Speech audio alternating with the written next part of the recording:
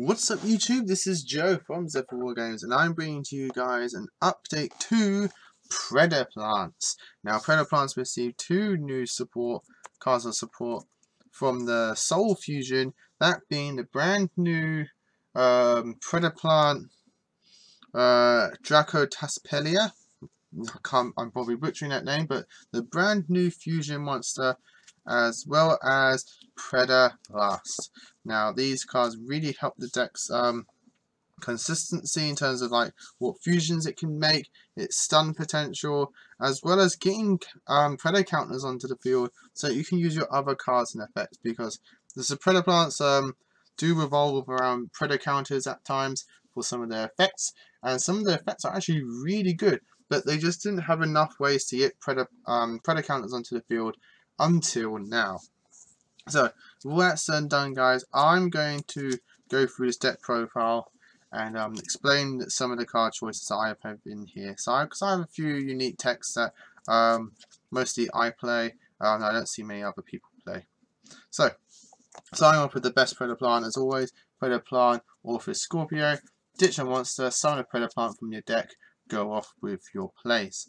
The one that most people summon is Darlington Cobra, because this can search you a fusion card once per duel when it's summoned through a Predaplant effect. We do play two copies in here because it's not so much of a dead card in Predaplants as a pure deck, because you can always just fusion with it and use other cards with it as well. We do have three Kalima Sundus.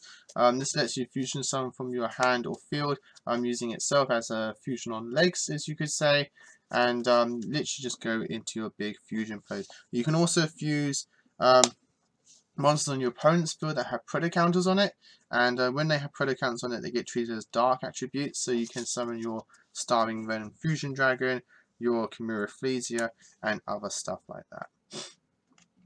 One of the other best things to summon off your Orpheus Scorpio. Next we do play 3 copies of Predaplant Saracidi Ant. This is your searcher for all of your Predator cards in your deck when it's sent from field to graveyard. That does count towards fusion summoning as well. If you use it as fusion material, you can search a Predator card. It also has another effect where if you receive a direct attack, you can summon it from your hand, and if it does battle with an opponent's monster, you can destroy that monster as well. I do round up the Predator monsters with 3 one-ofs in the forms of Predaplant Cordyceps.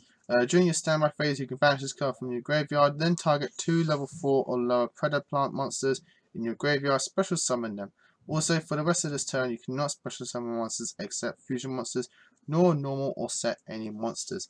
So if you know you just want to get one big fusion monster out to get you back into the game or win the game, you can use this monster to get your materials onto the field. It's a nice 1-for-1 as well if you want to play that, and it's a nice rouge by your target as well.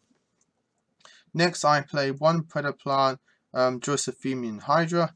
You can special summon this card from your hand or graveyard by attributing 1 monster on either side of the field with a Predator counter on it.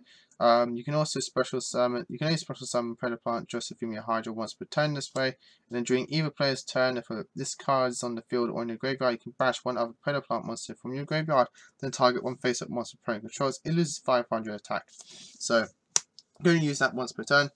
But it's just a nice one-off to summon, put into your graveyard after a fusion summon or something, and then start reducing attack points, or even kaijuing essentially your opponent's monsters. And I do play 1 Bakshioger. It's a level 6 tuner which you can special summon by attributing 1 opponent's monster with Predator counter on it, so it's similar to Hydra. So you kind of like have 2 kaijus in the deck that are archetypes. And then if this card sent to graveyard, you can place a Predator count on each face-up monster your opponent controls, and if you do, any of those monsters are level 2 or higher become level 1 if they have a Predator counter on it. So it's just a nice monster to have in the deck to start removing opposing monsters. And because it's a tuner, you could throw in some synchros in your extra deck, but you don't really tend to synchro summon.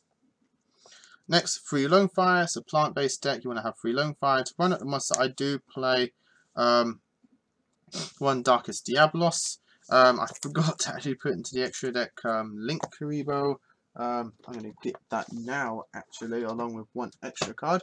But Diablos, either way, is a very nice card to have in the deck. Just because there's a large dark monster that you can use for your fusion summons, for your cards like Greedy Venom Fusion Dragon, and it's also in combination with like things like Link Rebo. You can get some nice combos off with them. So that's the monsters. For spells, I do play 3 Predaplant. It's just your premature burial of the deck. It's just revive a Predaplant, equip it to it. Simple as that. And next we play 3 of the brand new 3 Predablast. So this does reveal any number of Predaplant cards in your hand, then target that number of face-up monster opponent controls. Place 1 Predator counter on each one, and if you do, any of those monsters are level 2 or higher become level 1, as long as they have a Predator counter on it. If your Predaplant monster will be destroyed by battle, you can banish this card from your graveyard instead, and it's a quick play spell as well. So, simple as that. It's just one of the best ways in the deck to stack Predator counters on your opposing cards, and just literally get your plays off that involve Predator counters. It also protects your Predaplants, it's very handy. So like your Chimera Ephesio, you can start protecting that, and your other Predaplants as well. I do play 2 Polymerizations and 1 Fusion Substitute. I feel like any deck that focuses around Starving Venom Fusion Dragon in any way, shape or form, Fusion Substitute is one of the best cards and one of your best friends. Also in any Fusion deck, I would just probably slap it in there as well just to test it out. You can get some nice consistency of Fusion Substitute, and we all know why Polymerization's in here anyway. I do play 1 Ultra Polymerization. Now you can swap this out for a Super Polymerization. That's another good card in the deck as well. But I'm just liking Ultra Poly at the moment just because it has additional uses in getting your materials back onto the field, and your opponent still can't respond to it. I do play 1 Fusion Recovery Recovering Plant. It's just a very handy field spell to have. You can search this off Darlington Cobra instead of just Polymerization, because then you can activate this, stitch another card to search Poly, do your fusion summon, and at the end phase you get a fusion material back to your hand, so you can get back Orphis Scorpio or anything else that you use for your fusion summon. I do play 1 Instant Fusion as well, being able to go into things like Millennium Eyes or Thousand Eyes, suck up something, and then go into either Link Rebo or one of your fusion monsters, because you now have a dark on the field. Instant Fusion is very handy for those plays. I do play 3 Allure Darkness as well. It's a dark based deck, except for Lone Fire. 1 Foolish Bell to send either Diablos or Cordyceps or anything else you need in the graveyard, and 1 Monster Reborn to round up the spells. I do play a tech choice in Polynosis. It's a counter trap when a monster would be normal summon, special summon, or spell trap cards activated. Tribute 1 plant monster, negate the summon or activation if you destroy that card. It's a very handy card. You can start tributing your things like your Saracili Ant to get that search off. You can also tribute your Chimera Ephesio and get a fusion search off that as well. And I do play 1 Eradicator Epidemic Virus. This deck can spam out large dark attribute monsters so easily. So if you can resolve an Eradicator, you're winning the game from there. And to round up the main deck, I do play 2 Predaplant. So what this continuous trap does is that if a monster with a Predator counter leaves the field while this card is face up on the field, add one product card from your deck to your hand. You can only use this effect of Predaplant once per turn. You can banish this card from your graveyard, fusion summon 1 fusion monster from your extra using monsters from your hand or field fusion materials. Only Predaplant monsters can be used as fusion materials for a fusion summon using this effect, which we don't care about because everything in our deck is a Predaplant essentially, and it's mostly what we're going to be using. But the fact that you can now easily get Predator counters on the field thanks to Predablast, and then you can start searching off with your Predaplant, getting more cards to your hand like your Predaplant and other stuff like that. So Predaplant has actually become one of the best cards in the deck now, thanks to that new spell card. So that's the main deck. Extra deck is very simple to me because to me you just really want to focus on the fusion cards. So 3 Chimera Ephesio can really help you run over problematic monsters, and by reducing them by 1,000, increasing this by 1,000. It also searches your fusion spells, fusion cards as well when it's sent to graveyard. I do play 3 of the brand new fusion monster as well. Predaplant Dracostopenia.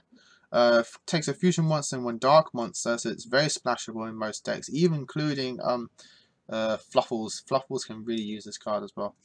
Once per turn, quick effect, you can target 1 face-up monster your opponent controls, place 1 Predator counter on it, and if it is level 2 or higher, it becomes level 1 as long as it has a Predator counter on it. Negate the activated effects of your opponent's monsters that have Predator counters. So, very strong monster, 2,700 attack points as well. You know, it's not something to laugh at. And if you do play Super Poly as well, you can make this card quite easily. Next, our obvious boss monster in the deck, Starving Venom Fusion Dragon. This is one you'll probably summon the most to win you games and to get over problematic boards through its destruction effect. And the effect stealing is actually quite handy as well. I do play only 2 Greedy Venom Fusion Dragons. You're not going to be summoning, sorry about that guys, you're not going to be summoning this card as often as you think, unless your whole deck's based around it. So only 2 copies, that I just think is good.